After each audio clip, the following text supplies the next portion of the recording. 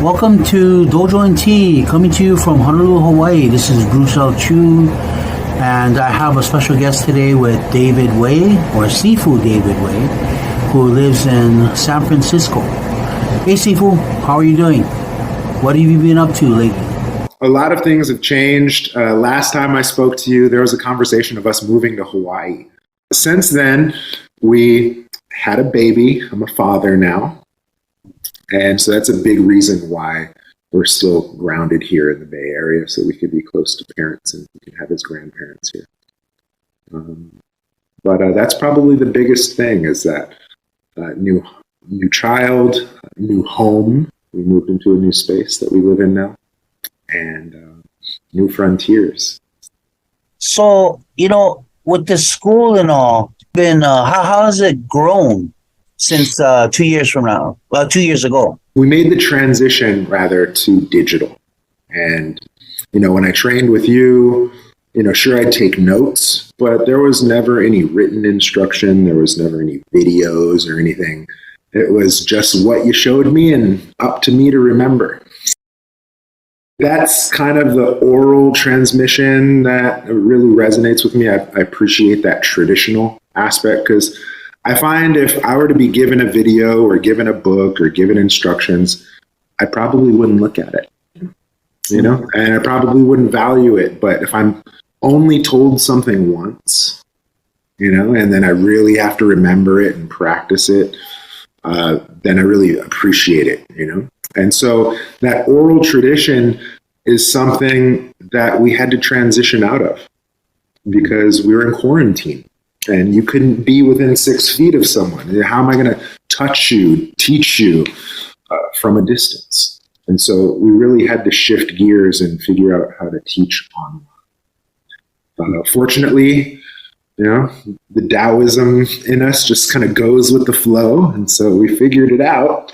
And so if there's a big change, it's that we do less stuff in person and most of our stuff is now online.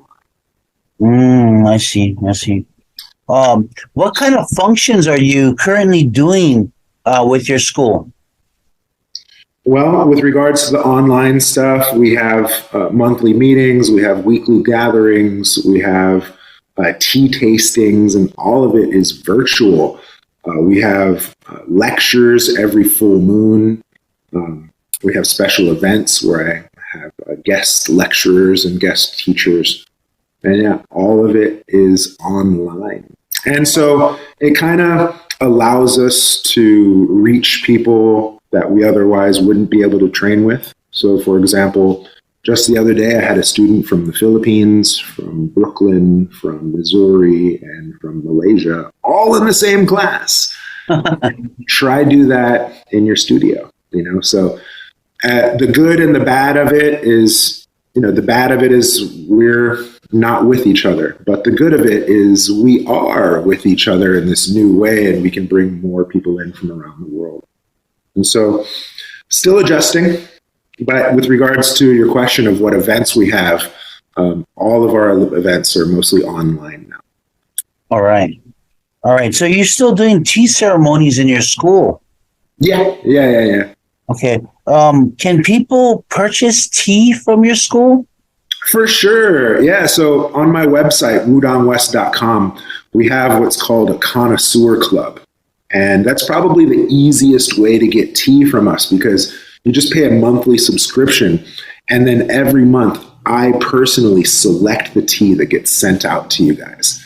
And so if you like tea, but you don't know where to start or don't know what's good or bad, you can rest assured that all the teas that we send out in this club are teas that I've personally selected, and so I can guarantee that they're yummy. Oh yeah, that sounds yummy. You said you had a son, which is my grandson. He is growing up. How would you approach him as far as teaching him the martial arts, or even if he's willing to learn? Good question. Right now, I'm teaching him just by way of example. So he sees me drink tea, he wants to drink tea. He sees me practice, he wants to practice. And so in many ways, his training has already begun. He's not even 2 years old yet. And he already knows horse stance. He already knows how to punch and kick. He already knows how to pour tea. And so, however, when he comes of age to where, the training really gets bitter, I don't know that I would have the heart to push him. And I don't want to ruin a potential relationship I have with him. Or do I want to damage something that could really be so fruitful to him, because I've seen a lot of teachers with children successfully transmit, but I've seen more teachers with children unsuccessfully transmit. And so I don't want to live vicariously. I don't want to force, but I do want to make available, and I do want to lead by example. And if it comes time to it, I'll probably have one of my Kung Fu brothers or other coaches that I know train him, so they can push him a little harder than I would feel comfortable doing. I like the idea that you're going to let your son grow into it. I think it's better than forcing it upon him. Let him build interest into it and then slowly grow into the martial arts. I think that's a better way to do it. For sure. Yeah. And, if I may add another thought, it's like, to that end, I got to say that Kung Fu was good to me. It got me around the world. It got me, to the lifestyle that I have now. However, I also understand that I'm lucky. If 1 million people do Kung Fu, I'm one of few that actually get to do it as a passion and do it for their entire life. Most people have to have other means of survival, other means of income. And so, would I transmit this as a thing for my son? I don't know. I don't know if it would be lucrative for him. I don't know if it's kind of something that he would want to endure over time just for sake of a hobby or an interest. Certainly not for sake of obligation, because I make him do it. It's a tricky thing. Right now, MMA is big. It has a big influence over the population. A lot of people are studying MMA. They're getting involved. They like it. They think it's a great style to get into. But there are people that want to get into traditional styles, and they may come from MMA as well. And how would you approach these people that are currently studying MMA versus a traditional style? How would you approach them? Wow. It's an interesting way, because we're using the word traditional, and I use the word traditional. But in a lot of ways, I believe the tradition is a tradition of trauma. When we're thinking classical, distinct from traditional, I think the way you trained me, Sifu, the way it was really one-on-one, it was, you tailored the content to who I was, my temperament, that phase of my life, that phase of my journey. You encouraged me to explore. You were a really proficient master in that regard. You guided me really well.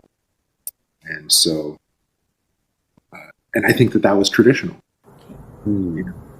Versus traditional, what does that mean? It's like, because I do this particular style, or because I know this particular form or choreography, or traditional, or because particular lineage or rank, traditional.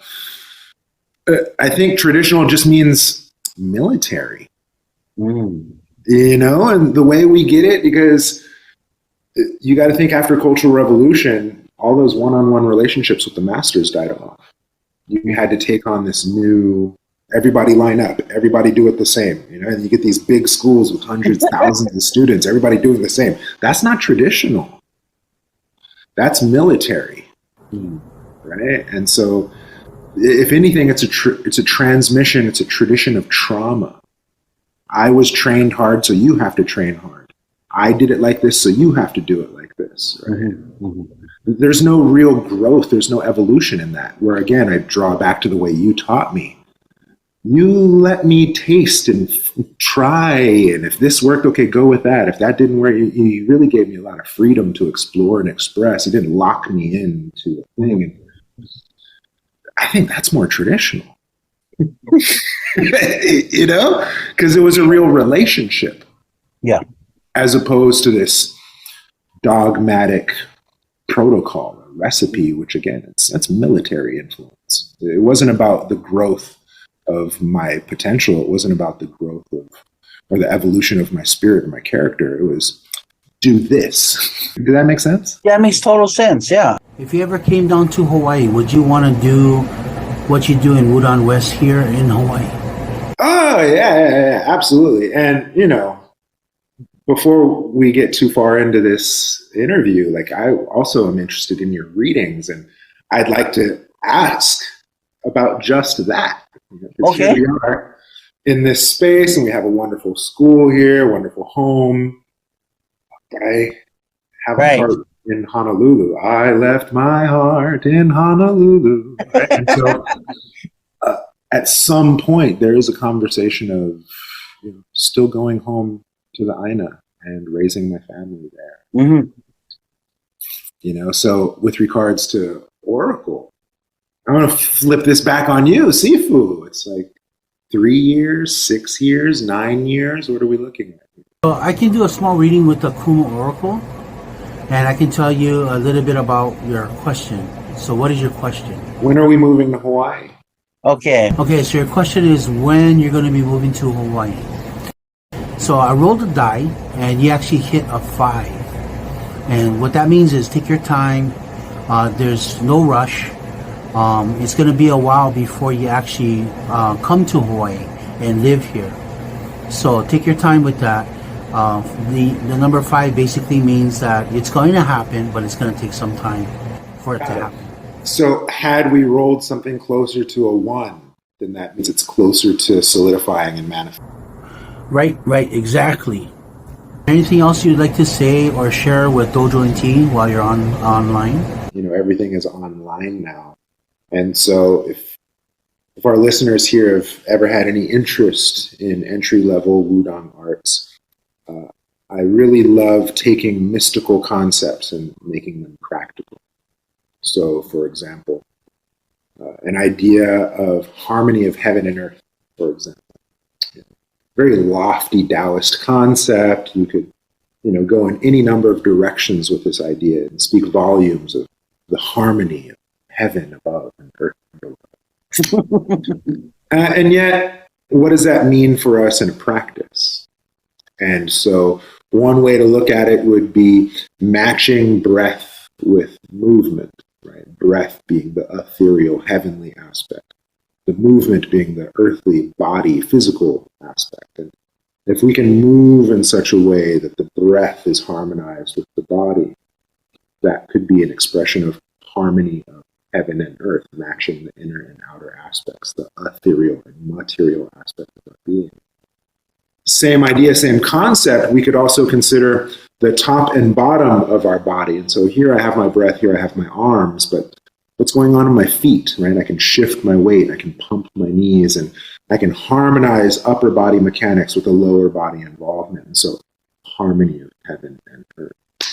And so we can take a concept, a spiritual concept of as above, so below, and we can translate that to movement and find depth in our practice for better self-discovery. These are kind of the things that we like to teach and share in our work. So not so much form, not so much kata, none of that stuff, but a lot of principles. Almost kind of like how I learned from you, Sifu Bruce Chu. So everything different, but all the same. Yeah. Thank you, Sifu David Wei, for being on Dojo and Tea, and I'll see you soon. Bye-bye. Thank you, Sifu.